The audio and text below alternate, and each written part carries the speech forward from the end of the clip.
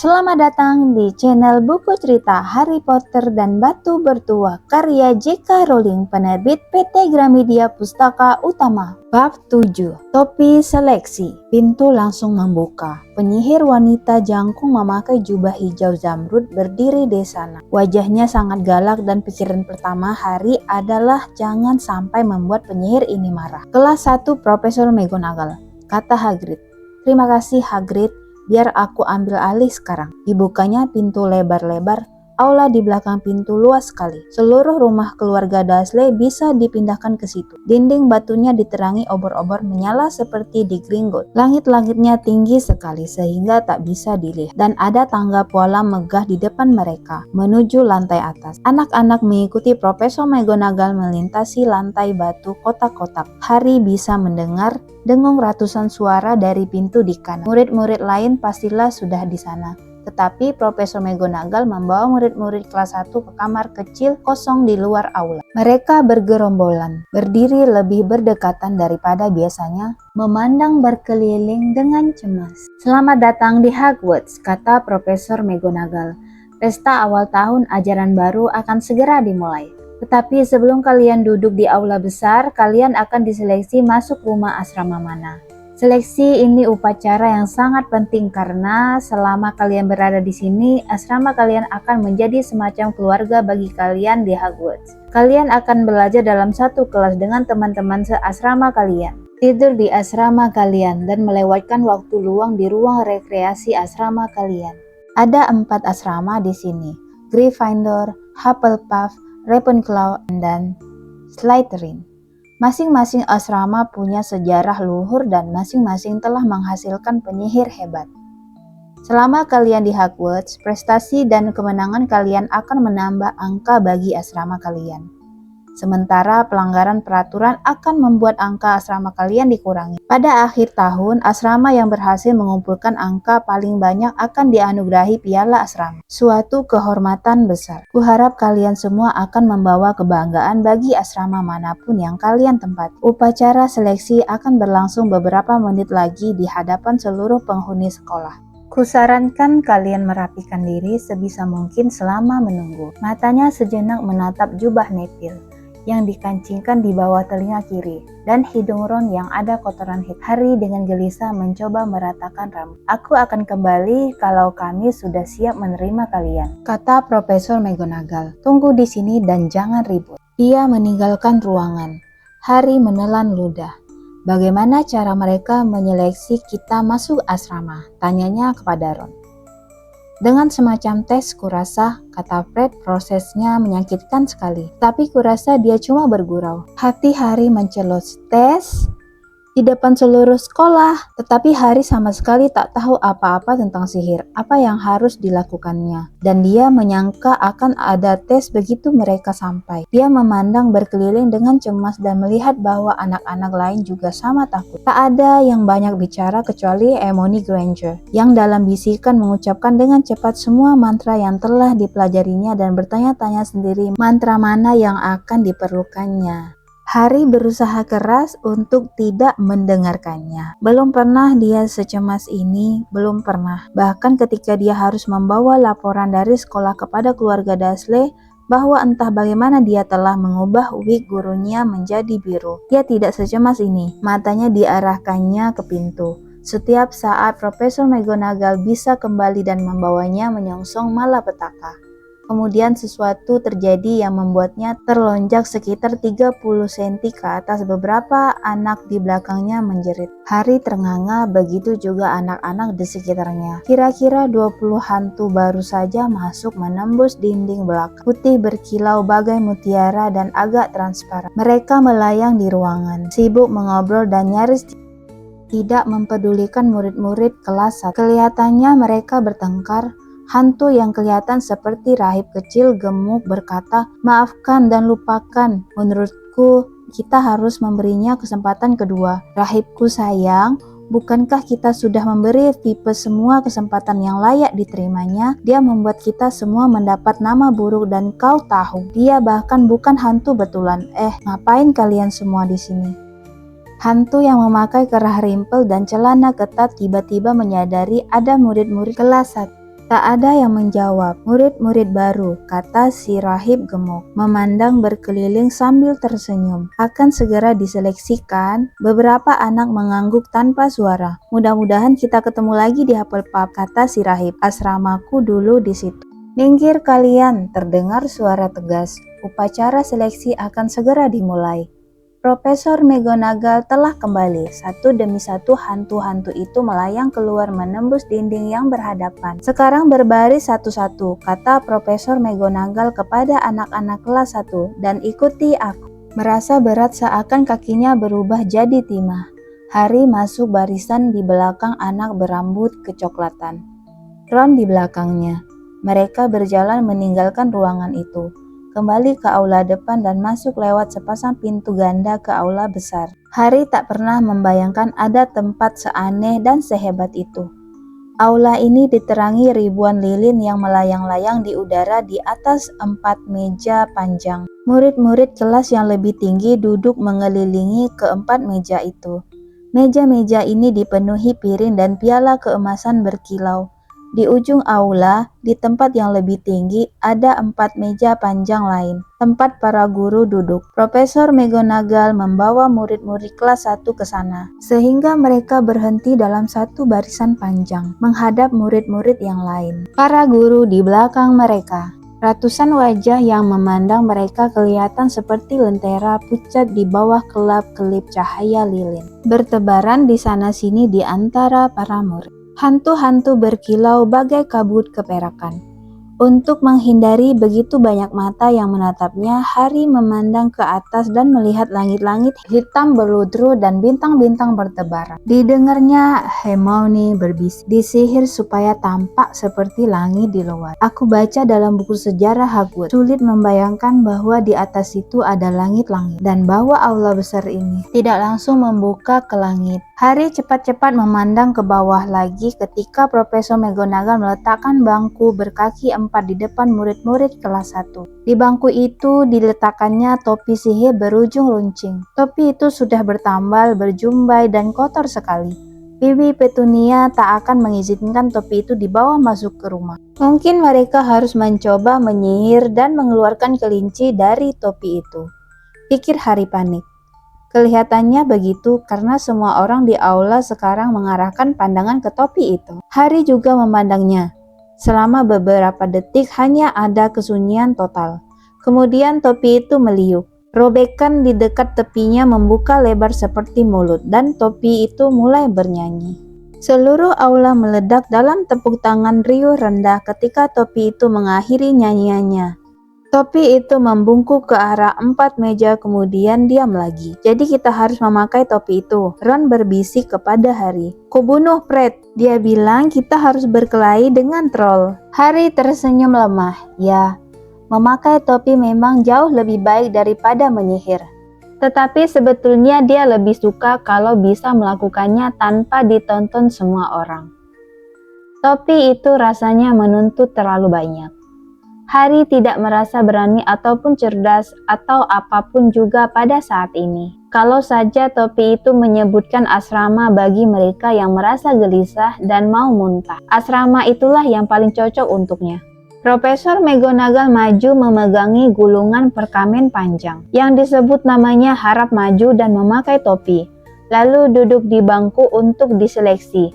Katanya, Abbot Hannah. Anak perempuan berwajah merah dengan rambut pirang di buntut kuda keluar dari barisan, yang langsung melorot menutupi matanya, dan duduk sejenak kemudian. Hufflepuff! Teriak si topi. Meja di kanan bersorak dan bertepuk tangan ketika Hannah mendekat dan duduk di meja Hufflepuff. Harry melihat hantu rahib gemuk melambai-lambaikan tangan dengan gembira ke arah Hannah. Bones, Susan, Hufflepuff! Teriak si topi lagi, dan Susan berlari untuk duduk di sebelah Hannah. Bot, Harry, Ravenclaw. Meja kedua dari kiri ganti bertepuk kali ini. Beberapa anak Ravenclaw berdiri untuk menjabat tangan dengan Terry ketika dia bergabung dengan mereka. Bracklehurst, Mandy, juga Ravenclaw. Tetapi Brown Lavender menjadi anggota baru Gryffindor. yang pertama dan meja di ujung kiri meledak bersorak-sorai. Harry melihat kedua kakak kembar Ron berteriak-teriak, "Bulstrode, Millicent, untuk Slytherin!" Mungkin hanya sekadar bayangan Harry setelah segala sesuatu yang didengarnya tentang Slytherin. Tetapi baginya anak-anak Slytherin kelihatannya tidak menyenangkan.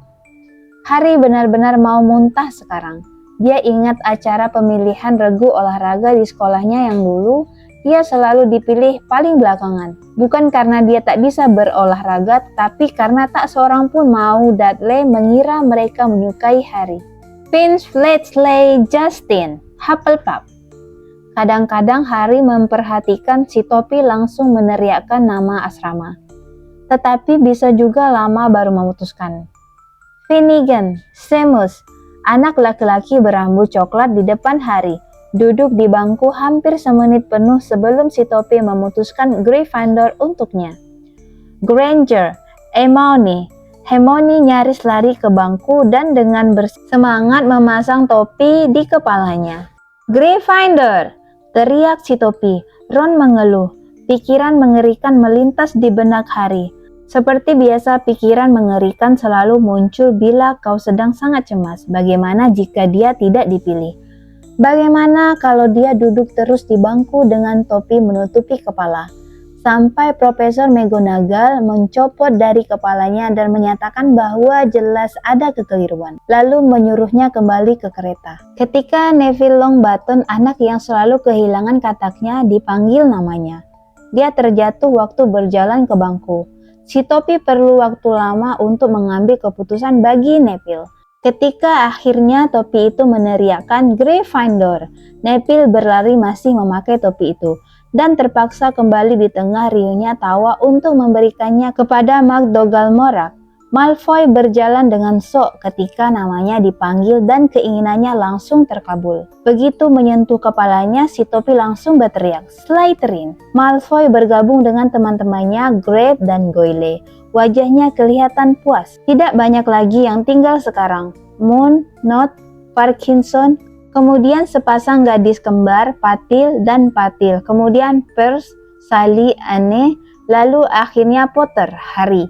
Saat Harry melangkah ke depan, bisik-bisik tiba-tiba menjalar seperti api yang mendesis di seluruh aula. Potter? Dia menyebut begitu, si Harry Potter yang itu. Hal terakhir yang dilihat Harry sebelum topi menutupi matanya adalah anak-anak seaula menjulurkan leher agar bisa melihatnya lebih jelas. Detik berikutnya yang kelihatan adalah bagian dalam topi yang hitam. Dia menunggu. Terdengar suara kecil di telinganya. Sulit, sangat sulit. Keberanian besar rupanya. Otak juga encer. Ada bakat? Oh, astaga, ya. Dan kehausan untuk membuktikan diri. Itu menarik. Jadi sebaiknya di mana kau kutempatkan? Harry mencengkeram tepi bangku dan membatin.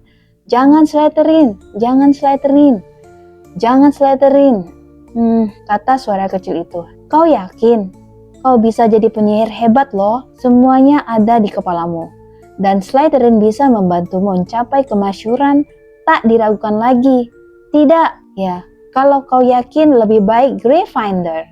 Harry mendengar si topi meneriakkan kata terakhir itu ke aula. Dia mencopot topinya dan berjalan dengan gemetar menuju meja Gryffindor. Dia lega sekali sudah dipilih dan tidak ditempatkan di Slytherin, sehingga dia nyaris tidak memperhatikan bahwa dia mendapat sambutan yang paling meriah. Versi si prefek bangkit dan menjabat tangannya dengan penuh semangat. Sementara si kembar Weasley memekik, "Kami dapat Potter, kami dapat Potter." Harry duduk berhadapan dengan hantu berkerah rimpel yang sebelumnya dilihatnya. Si hantu mengelus lengannya membuat Harry merasa mendadak dicemplungkan ke dalam ember air es. Harry bisa melihat meja tinggi dengan jelas sekarang. Di ujung yang paling dekat duduk Hagrid yang bertatap mata dengannya dan mengacungkan kedua ibu jari. Harry balas tersenyum. Dan di tengah meja tinggi itu, di kursi besar emas, duduklah Albus Dumbledore. Harry langsung mengenalinya dari kartu yang didapatnya dari coklat kodok di kereta api tadi. Rambut keperakan Dumbledore adalah satu-satunya di dalam aula yang berkilau sama terangnya dengan para hantu. Harry melihat Profesor Quirrell juga, si laki-laki muda gugup yang ditemuinya di Leaky Cauldron. Profesor Quirrell kelihatan aneh sekali saat dengan memakai serban besar ungu. Sekarang tinggal 3 anak lagi untuk diseleksi. Thomas, Dean, anak laki-laki berkulit hitam dan lebih tinggi dari Ron, bergabung dengan Harry di meja Gryffindor. Turpin, Lisa menjadi anggota Ravenclaw, kemudian tibalah giliran Ron. Ron pucat pasi sekarang. Harry menyilangkan jari di bawah meja, mengharap keberuntungan. Dan sedetik kemudian si topi berteriak, "Gryffindor!" Harry bertepuk keras bersama yang lain. Sementara Ron terenyak duduk di kursi sebelahnya. "Bagus sekali, Ron. Hebat," kata Percy Weasley bangga. Sementara Zabini Blaise dinyatakan masuk Slytherin. Profesor McGonagall menggulung perkamen dan mengambil kembali si topi seleksi. Harry menatap piring emasnya yang kosong. Dia baru sadar betapa laparnya dia. Pastel labu tadi serasa sudah seabad lamanya. Albus Dumbledore berdiri. Dia tersenyum kepada anak-anak. Lengannya terbuka lebar-lebar, seakan tak ada yang lebih membuatnya senang daripada melihat mereka semua ada di sana. "Selamat datang," katanya. "Selamat datang untuk mengikuti tahun ajaran baru di Hogwarts. Sebelum kita mulai acara makan kita, aku ingin menyampaikan beberapa patah kata. Inilah dia, dungu, gendut, aneh, jewer. Terima kasih." Dia duduk kembali. Semua anak bertepuk tangan dan bersorak. Harry tak tahu apakah dia harus tertawa atau tidak. "Apa dia agak sinting?" tanyanya ragu-ragu kepada Percy. "Sinting?" kata Percy dibuat-buat. "Dia jenius, penyihir paling hebat di dunia. Tapi dia memang agak sinting, ya." "Kentang, Harry." Mulut Harry ternganga. Piring-piring di depannya sekarang penuh berisi makanan. Belum pernah dia melihat begitu banyak makanan yang ingin dimakannya terhidang di satu meja. Daging sapi panggang, ayam, babi, kambing, sosis, daging asap, stik, kentang goreng, kentang rebus, puding, kacang, wortel, kaldu, saus tomat, bahkan permen pedas. Keluarga Dursley memang tidak membuat Harry kelaparan, tetapi dia tidak pernah diizinkan makan sebanyak yang dia inginkan. Dudley selalu mengambil apa saja yang diinginkan Harry, meskipun itu membuatnya sakit perut kekenyangan. Harry mengisi piringnya dengan semua makanan sedikit-sedikit, kecuali permen pedas, lalu mulai makan. Semuanya enak, kelihatannya enak, kata hantu berkerah rimpel dengan sedih, memandang Harry meringis stik. "Gak bisakah kau? Aku sudah tidak makan selama hampir 400 tahun, kata si hantu. "Tidak perlu sih, memang. Tapi kadang-kadang kepingin juga. Kurasa aku belum memperkenalkan diri. Sir Nicholas Dempsey Porpington, siap melayani Anda." Hantu menara Gryffindor. "Aku tahu siapa kau," kata Ron tiba-tiba. "Kakak-kakakku bercerita tentang kau. Kau Nick si kepala nyaris putus. Aku lebih suka kalian memanggilku Sir Nicholas Dempsey," kata si hantu kaku. Tetapi Seamus Finnegan si rambut coklat menyela. "Kepala nyaris putus? Bagaimana kau bisa disebut kepala nyaris putus?" Sir Nicholas tampak jengkel sekali, seakan obrolan kecil mereka tidak berlangsung seperti yang diharapkannya. "Begini," katanya sebal.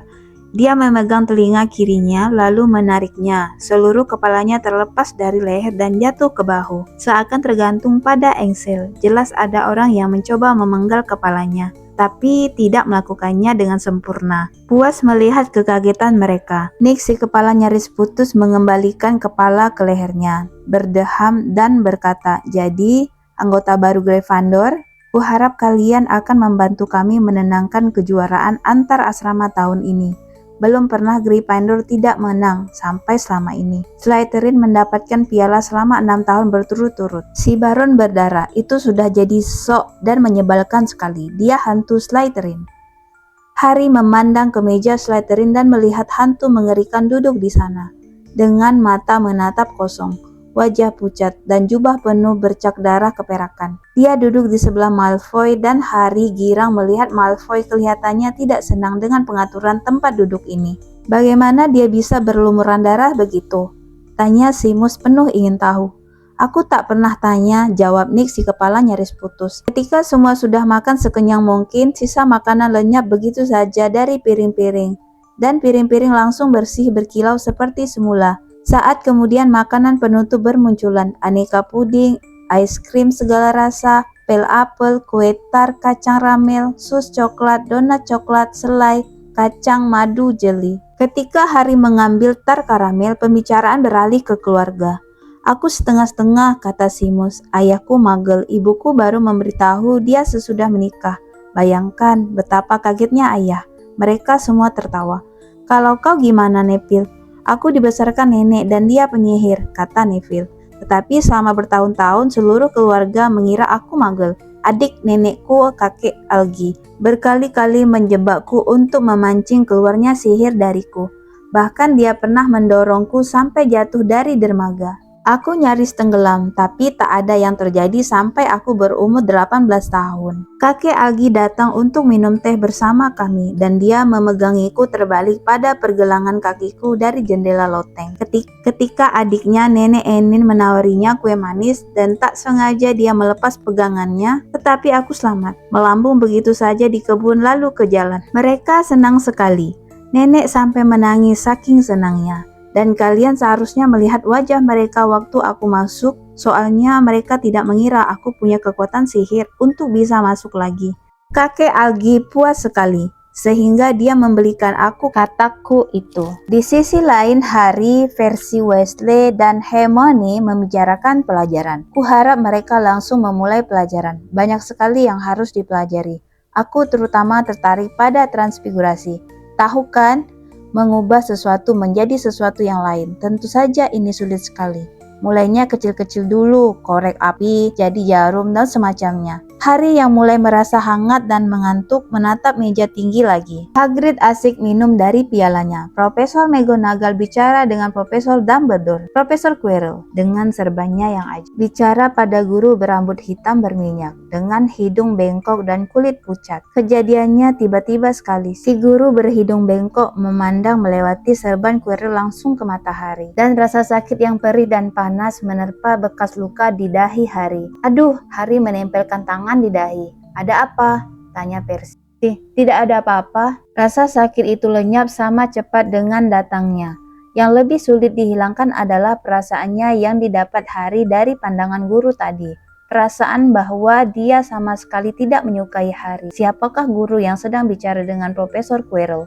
Harry bertanya kepada Percy. Oh, kau sudah kenal Quirrell ya? Tidak heran dia kelihatan begitu gelisah. Dia Profesor Snape. Dia mengajar ramuan tetapi sebetulnya tidak mau. Semua orang tahu dia menginginkan jabatan Quirrell. Si Snape itu tahu banyak tentang sihir hitam. Selama beberapa waktu Harry mengawasi Snape, tetapi Snape tidak memandangnya lagi. Akhirnya makanan penutup juga lenyap dan Profesor Dumbledore berdiri lagi. Aula langsung senyap. Cuma beberapa patah kata lagi setelah kita kenyang makan dan minum. Ada beberapa pengumuman awal tahun ajaran yang akan kusampaikan. Murid-murid kelas 1 harus tahu bahwa hutan di sekeliling halaman itu terlarang untuk dimasuki siapa saja. Dan beberapa murid kelas lebih tinggi sebaiknya juga ingat ini. Mata Dumbledore yang bersinar terarah kepada si kembar Weasley. Aku juga diminta oleh Tuan Phil, penjaga sekolah, untuk mengingatkan kalian semua bahwa sihir tak boleh digunakan pada saat pergantian kelas di koridor-koridor. Pemilihan pemain Quidditch akan diadakan pada minggu kedua semester ini. Siapa saja yang berminat bermain untuk tim asramanya, silahkan menghubungi Madam Hawk. Dan yang terakhir, aku harus menyampaikan kepada kalian bahwa tahun ini koridor lantai 3 sebelah kanan sebaiknya dihindari oleh mereka yang tak ingin mati penuh penderitaan. Harry tertawa, tapi dia hanya salah satu dari sedikit yang tertawa. Dia tidak serius kan? Dia bergumam kepada Percy. Serius, kata Percy, seraya mengerutkan kening memandang Dumbledore. Aneh, karena biasanya dia memberi kita alasan kenapa kita tidak boleh masuk ke tempat tertentu. Hutan itu penuh binatang berbahaya. Semua tahu itu. Menurut aku, paling tidak seharusnya dia memberitahu para prefek. Harry memperhatikan bahwa guru-guru lain semua tersenyum. Dumbledore menjentik tongkat seakan berusaha mengusir lalat dari ujungnya. Dan sehelai pita emas panjang melayang keluar dari tongkat itu. Terbang tinggi di atas meja-meja lalu meliuk-liuk membentuk kata-kata. Masing-masing pilih nada favoritnya, kata Dumbledore. dan kita mulai dan nyanyian pun membahana. Masing-masing mengakhiri lagu ini pada saat yang berlainan. Akhirnya hanya tinggal si kembar Weasley yang menyanyikannya dengan gaya mars pemakaman yang amat lambat. Dumbledore bertindak sebagai dirijen, memimpin baris-baris terakhir nyanyian mereka dengan tongkatnya.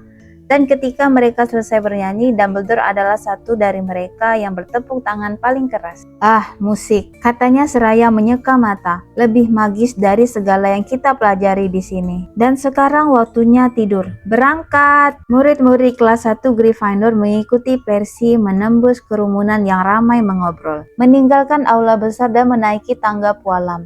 Kaki Harry terasa berat seperti timah lagi, tapi kali ini karena dia lelah sekali dan kekenyangan. Dia sangat mengantuk sehingga tidak memperhatikan orang-orang dalam lukisan yang tergantung di sepanjang koridor berbisik-bisik dan menunjuk-nunjuk saat mereka lewat, atau bahwa Percy membawa mereka melewati pintu yang tersembunyi di balik panel sorong dan permadani hiasan dinding. Mereka menaiki lebih banyak tangga lagi, menguap dan menyeret kaki-kaki mereka. Dan Harry baru bertanya-tanya dalam hati berapa jauh lagi yang harus mereka tempuh ketika mendadak mereka berhenti. Ikat tongkat melayang-layang di depan mereka dan ketika Percy melangkah maju, tongkat-tongkat itu melayang membenturnya.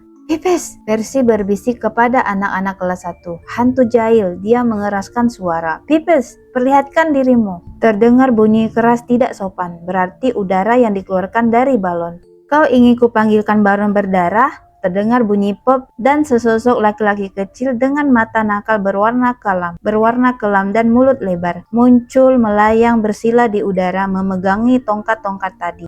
"Oh," katanya sambil tertawa nakal. "Kelas 1, asyik." Mendadak dia menyambar ke arah mereka. Anak-anak menunduk. "Enyah kau, Pipes, kalau tidak si Baron akan dengar tentang semua ini." "Betul," bentak Percy. Pipes menjulurkan lidah dan menghilang, menjatuhkan tongkat-tongkat itu ke kepala Neville. Mereka mendengarnya meluncur pergi, menyenggol baju-baju Zira sampai berkelontangan. "Kalian harus hati-hati terhadap Pipes," kata Percy. Ketika mereka melanjutkan perjalanan lagi, si Baron berdarahlah satu-satunya yang bisa mengontrol. Dia bahkan tak mau mendengarkan kami, para prefect. Nah, kita sampai. Di ujung koridor tergantung lukisan wanita amat gemuk memakai gaun merah jambu. "Kata kunci," katanya. "Caput drakonis," jawab Percy, dan lukisan itu mengayun ke depan. Ternyata di dinding di belakangnya ada lubang. Mereka semua masuk melewati lubang itu. Neville perlu didorong dan tiba-tiba sudah berada di ruang rekreasi Gryffindor. Ruangan bundar nyaman, penuh sofa empuk. Percy menyuruh anak-anak perempuan melewati satu pintu menuju kamar tidur mereka, dan anak laki-laki lewat pintu yang lain. Di puncak tangga melingkar, jelas mereka berada di salah satu menara. Akhirnya mereka menemukan tempat tidur mereka. 5 tempat tidur besar dengan kelambu beludru merah tua. Koper-koper mereka sudah dibawa naik. Terlalu lelah untuk mengobrol, mereka memakai piyama dan langsung rebah di tempat tidur. "Makanannya enak sekali ya," gumam Ron kepada Harry dari balik kelambu. "Minggir, Scabbers," dia menggeriti sprayku. Harry mau bertanya kepada Ron kalau dia tadi makan kue tar karamel, tetapi keburu tertidur. Mungkin Harry makan agak terlalu banyak karena dia bermimpi aneh sekali. Dia memakai serban Profesor Quirrell yang terus berbicara kepadanya, menyuruhnya segera pindah ke Slytherin karena sudah takdirnya begitu. Harry berkata kepada si serban dia tidak mau pindah ke Slytherin. Serban itu makin lama menjadi makin berat. Dicobanya menariknya, tetapi si serban melilitnya semakin ketat sampai kepalanya sakit. Dan ada Malfoy menertawakan sementara dia berkutat dengan si serban. Kemudian Malfoy berubah menjadi si guru berhidung bengkok, Snape, yang tawanya melengking dan dingin. Ada buncahan cahaya hijau dan Harry terbangun, berkeringat dan gemetar. Dia membalikkan tubuh dan langsung tertidur lagi. Dan ketika terbangun keesokan paginya, dia sama sekali tak ingat lagi mimpinya. Bab 8. Ahli Ramuan. "Lihat, itu dia." "Mana?" "Di sebelah anak jangkung berambut merah yang pakai kacamata. Kau lihat wajahnya? Kau lihat bekas lukanya?" Bisik-bisik terus mengikuti Harry begitu dia meninggalkan asrama esok harinya. Anak-anak yang antri di depan ruang-ruang kelas berjingkat untuk bisa melihatnya, atau berjalan balik ke koridor agar bisa berpapasan lagi dengannya, lalu menatapnya. Harry ingin sekali mereka tidak begitu, karena dia harus berkonsentrasi untuk menemukan kelas. Ada 142 tangga di Hogwarts. Ada yang lebar, landai, sempit, berkeriat-keriut, tangga yang menuju tempat berbeda setiap hari Jumat. Beberapa lagi dengan satu anak tangga yang hilang di tengahnya, sehingga kau harus ingat untuk melompat. Kemudian ada lagi pintu-pintu yang tidak mau membuka kalau kau tidak memintanya dengan sopan, atau menggelitiknya pada tempat yang benar, dan pintu-pintu yang sebenarnya bukan pintu melainkan dinding tebal yang cuma pura-pura jadi pintu. Juga sangat sulit untuk mengingat benda apa ada di mana, karena segalanya tampaknya pindah-pindah terus. Orang-orang dalam lukisan tak hentinya saling mengunjungi dan Hari yakin baju-baju zirah itu bisa berjalan. Para hantu juga tidak membantu. Sungguh mengagetkan jika salah satu dari mereka mendadak melayang menembus pintu yang belum berhasil kau buka. Nick si kepala nyaris putus selalu dengan senang hati menunjukkan arah yang benar kepada murid-murid baru Gryffindor. Tetapi Pipes si hantu jahil akan menyesatkan kamu. Kedua pintu terkunci dan tangga tipuan saat kau sudah terlambat untuk pelajaran berikutnya. Dia akan menjatuhkan keranjang-keranjang sampah ke kepalamu, menarik karpet dari bawah kakimu, melemparimu dengan potongan-potongan kapur, atau diam-diam tanpa menampakkan diri menyelinap di belakangmu, memencet hidungmu dan menjerit, "Ketangkap kau!" Yang lebih gawat dari Pipes kalau itu mungkin adalah si penjaga sekolah, Argus Phil. Harry dan Ron tanpa sengaja membuatnya marah pada hari pertama mereka. Phil memergoki mereka sedang memaksa memasuki pintu yang sialnya ternyata menuju koridor terlarang di lantai 3. Phil tidak percaya mereka tersesat. Dia yakin mereka mencoba mendobrak pintu itu dengan sengaja dan sedang mengancam akan mengurung mereka di bawah tanah ketika kebetulan Profesor Quirrell lewat dan menyelamatkan mereka. Phil mempunyai kucing bernama Nyonya Norris. Kucing kurus berbulu abu-abu kecoklatan, dengan mata menonjol bersorot tajam seperti lampu, persis seperti mata Phil sendiri. Nyonya Norris berpatroli di koridor-koridor sendirian. Cobalah langgar satu peraturan saja di depannya. Kalau salah satu jari kakimu saja melanggar garis batas, dia akan langsung memanggil Phil, yang muncul 2 detik kemudian dengan mendesah-desah. Phil tahu lorong-lorong rahasia di sekolah lebih daripada siapapun, kecuali mungkin si kembar Weasley, dan bisa muncul sama mendadaknya dengan hantu manapun. Semua anak membencinya dan diam-diam banyak sekali yang berambisi menendang Nyonya Norris. Dan kalau kelasmu sudah ketemu, kau masih harus menghadapi berbagai mata pelajaran sihir. Ternyata sihir jauh lebih rumit, seperti yang kemudian Harry ketahui, daripada sekadar melambaikan tongkat sihir dan mengucapkan kata-kata aneh. Mereka harus mempelajari langit malam lewat teleskop pada tengah malam dan mempelajari nama berbagai bintang dan pergerakan planet-planet. 3 kali dalam seminggu mereka mengunjungi rumah-rumah kaca di belakang kastel untuk mempelajari herbologi, ilmu tanaman obat, di bawah asuhan wanita penyihir gemuk pendek bernama Profesor Sprout.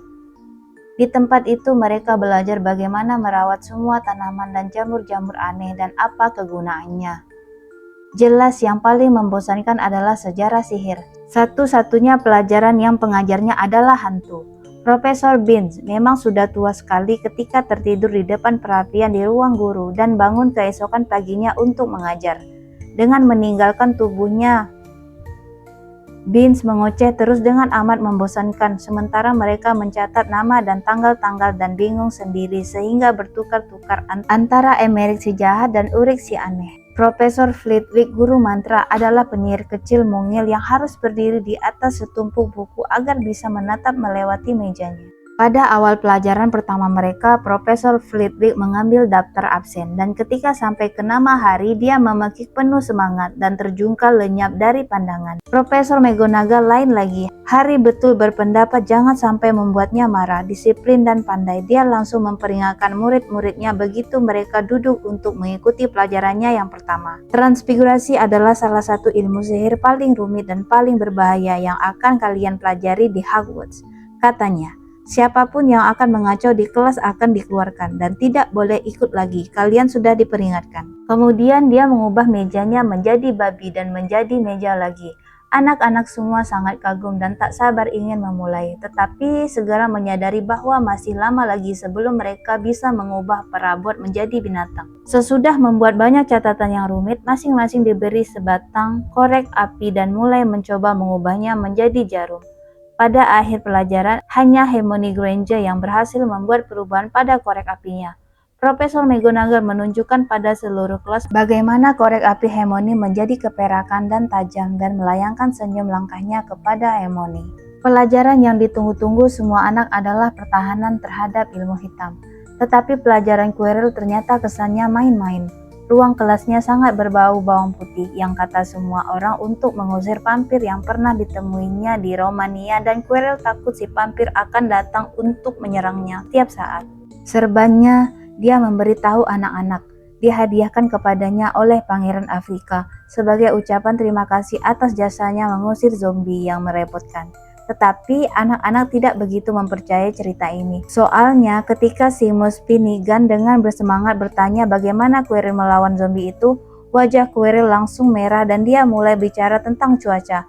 Lagi pula anak-anak mencium bau aneh di sekitar serban itu. Dan si kembar Weasley ngotot serban itu penuh bawang putih juga. Sehingga Quirrell terlindungi kemanapun dia pergi. Harry lega sekali ketika ternyata dia tidak ketinggalan pelajaran dari teman-temannya. Banyak anak lain yang juga berasal dari keluarga Muggle. Dan seperti dia sebelumnya tidak tahu sama sekali bahwa mereka sebetulnya penyihir. Banyak sekali yang harus dipelajari sehingga bahkan anak-anak seperti Ron pun tidak jauh lebih maju daripada yang lain. Hari Jumat adalah hari penting untuk Harry dan Ron. Mereka akhirnya berhasil menemukan jalan ke aula besar untuk sarapan tanpa tersesat. Apa pelajaran kita hari ini? Harry bertanya kepada Ron, sementara dia menuangkan gula ke bubur.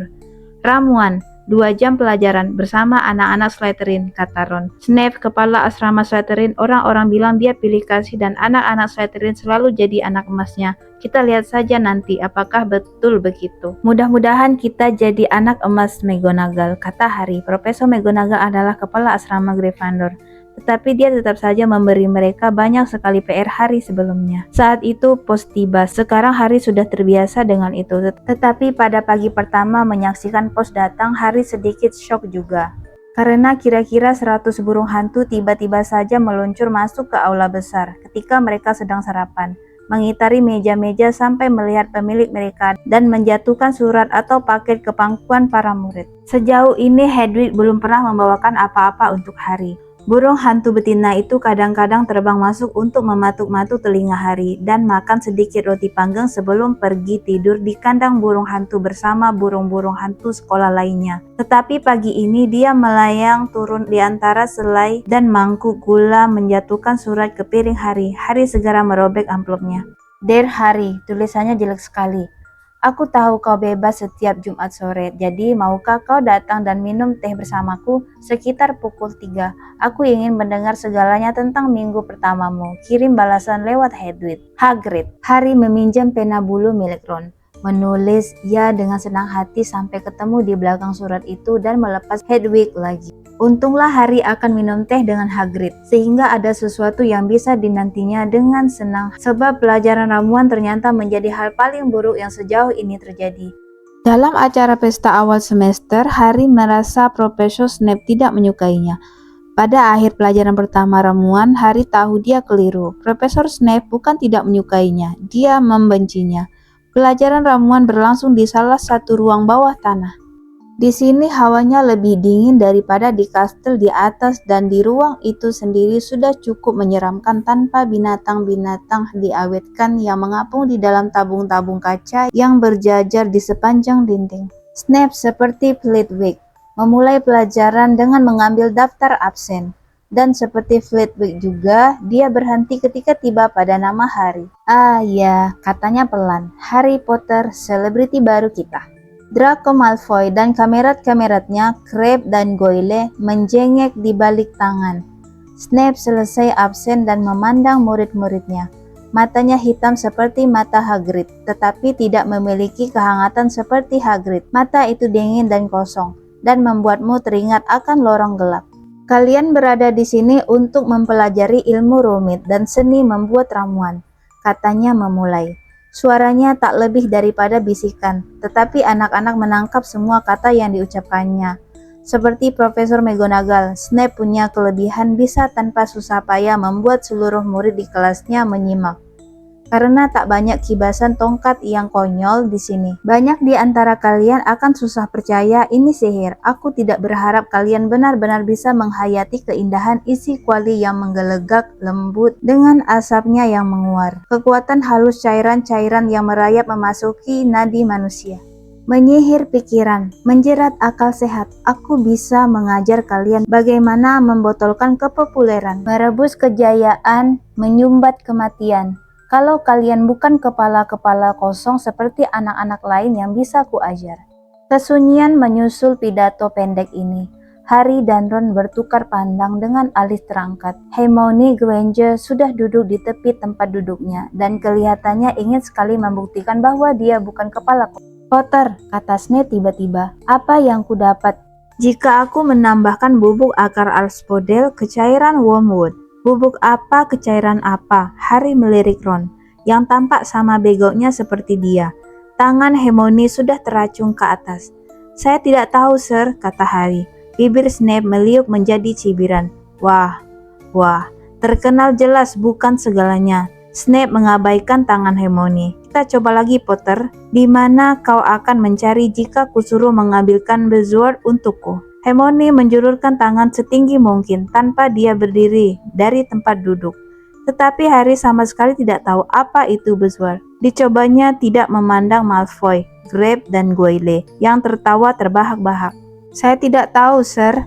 Rupanya kau tidak berminat membuka-buka bukumu sebelum datang ke sini. Potter.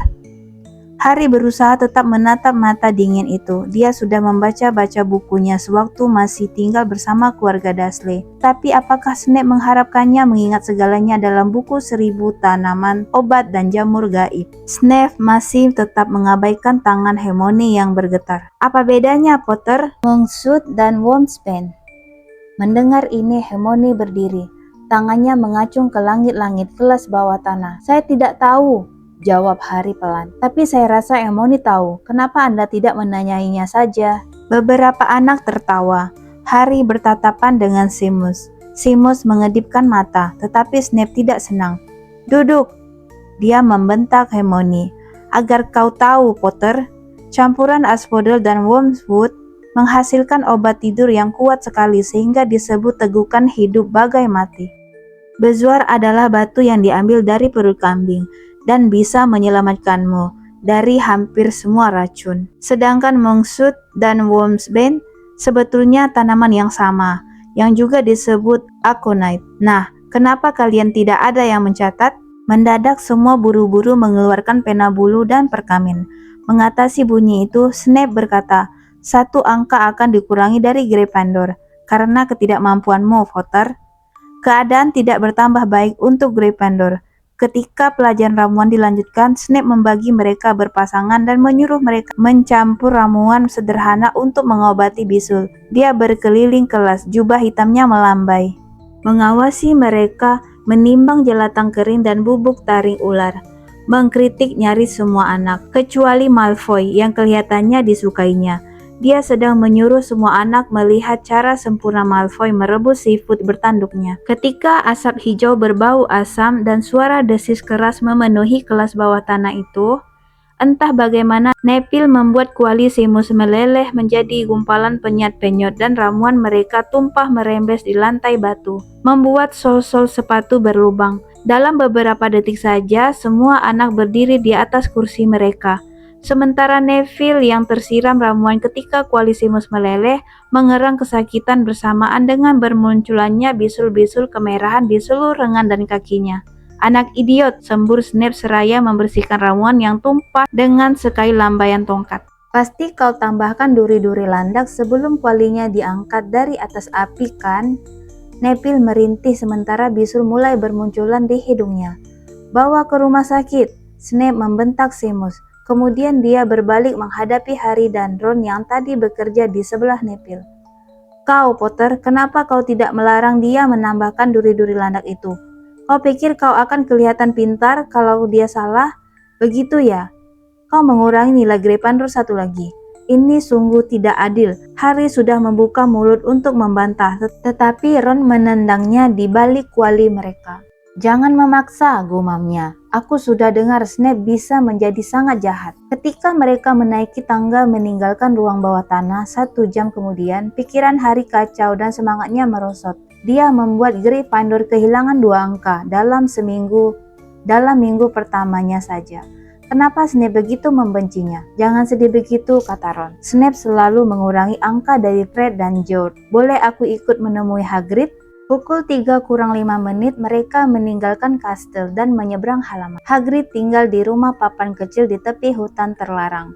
Busur model kuno dan sepatu luar karet ada di depan pintu.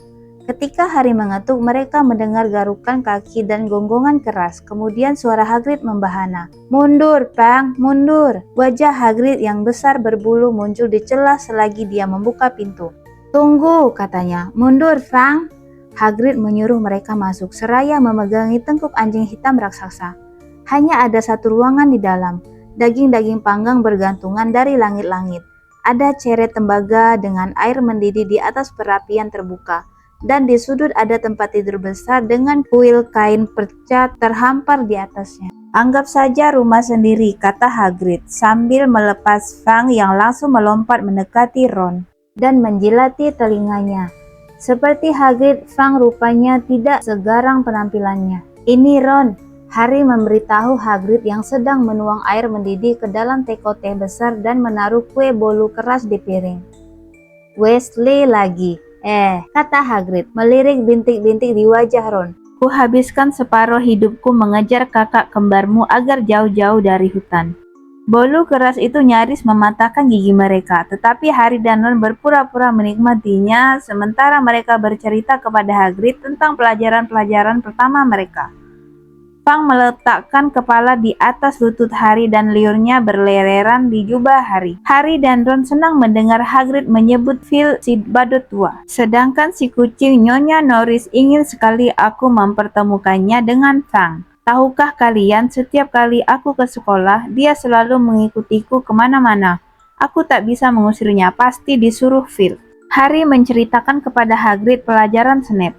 Hagrid seperti Ron menasihati Harry agar tidak mencemaskan hal itu. Snape memang tak menyukai hampir semua murid, tetapi dia kelihatannya benar-benar membenciku. "Omong kosong," kata Hagrid. "Kenapa dia harus benci padamu?" Meskipun demikian, Harry tak bisa membuang pikiran bahwa rasanya Hagrid tidak menatap matanya ketika mengatakan itu. "Bagaimana kakakmu Charlie?" Hagrid bertanya kepada Ron. "Aku suka sekali padanya. Hebat cara dia menangani binatang." Harry bertanya-tanya dalam hati apakah Hagrid sengaja membelokkan pembicaraan, sementara Ron bercerita kepada Hagrid tentang pekerjaan Charlie menangani naga. Harry memungut secari kertas yang tergeletak di meja di bawah tatakan teh. Rupanya itu potongan artikel dari Daily Prophet. Perkembangan terakhir pembobolan Gringotts. Penyelidikan tentang pembobolan Gringotts yang terjadi tanggal 31 Juli lalu masih diteruskan. Khalayak luas berpendapat pembobolan tersebut dilakukan oleh penyihir hitam yang tak dikenal. Para goblin Gringotts hari ini menyatakan bahwa tak ada barang yang dicuri. Ruangan besi yang dibongkar itu telah dikosongkan sebelumnya pada hari itu juga. Tetapi kami tidak akan memberitahukan apa yang ada di sana. Jadi lebih baik jangan ikut campur kalau Anda tahu yang terbaik untuk Anda. Demikian menurut Goblin juru bicara Gringotts sore ini. Harry ingat Ron memberitahu di kereta api bahwa ada orang yang mencoba merampok Gringotts, tetapi Ron tidak menyebutkan tanggalnya. "Hagrid," kata Harry, "pembobolan Gringotts terjadi pada hari ulang tahunku. Jangan-jangan terjadi waktu kita ada di sana." Tak ada keraguan lagi. Hagrid jelas-jelas tak berani menatap Harry kali ini. Dia cuma menggumam tak jelas dan menawari Harry bolu keras lagi. Harry membaca berita itu kembali. Ruangan besi yang dibongkar itu telah dikosongkan sebelumnya. Pada hari itu juga, Hagrid mengosongkan ruangan besi nomor 713. Kalau mengeluarkan bungkusan kumal itu disebut mengosongkan, apakah bungkusan itu yang dicari para pencuri? Selagi Harry dan Ron berjalan kembali ke kastel untuk makan malam dengan kantong berat berisi bolu keras yang demi kesopanan tak bisa mereka tolak, Harry berpikir bahwa sejauh ini tak satu pun pelajaran yang sudah diterimanya membuatnya begini banyak berpikir, seperti acara minum teh bersama Hagrid. Apakah kebetulan Hagrid mengeluarkan bungkusan itu tepat pada waktunya? Di manakah bungkusan itu sekarang dan apakah Hagrid tahu sesuatu tentang Snape yang tak ingin disampaikannya pada Harry?